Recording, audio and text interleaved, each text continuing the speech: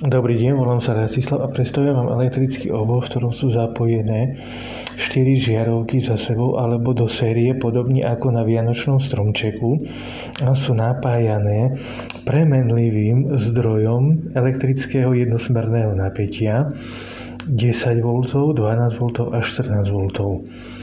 Teraz je zdroj nastavený na 10 V, čiže na výstupe je napätie 10 V jednosmerných, je zapnutý spínač, tak žiarovky svietia, na každej je napätie 2,5 V. Ak zoberieme,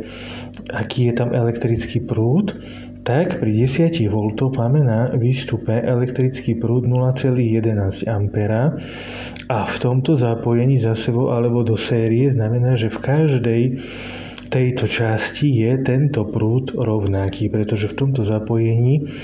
platí to pravidlo, že elektrický prúd je všade rovnaký a napätia sa postupne rozkladajú a platí, že súčet jednotlivých napätí U1 plus U2 plus U3 plus U4 na jednotlivých žiaroviach sa rovná napätiu UZ, čiže napätiu zdroja. Čiže ak máme napätie zdroja 10 V, vtedy prechádza týmto elektrickým obvodom prúd 0,11 A. Ak teraz prepneme na vyššie napätie, čiže na 12 V, teraz žiarovky svietia silnejšie, pretože obvodom prechádza väčší elektrický prúd, čiže napätie zdroja 12 V, elektrický prúd je 0,13 A. Čiže žiarovky idú všetky na plný výkon a majú 0,13 A. A teraz, ak prepneme na 14 V, tak teraz nám už svietia na maximum, čiže na maximálny výkon idú žiarovky a elektrický prúd je 0,16 A, napätie zdroja je 14 V, čiže pri 14 V je 0,16 A.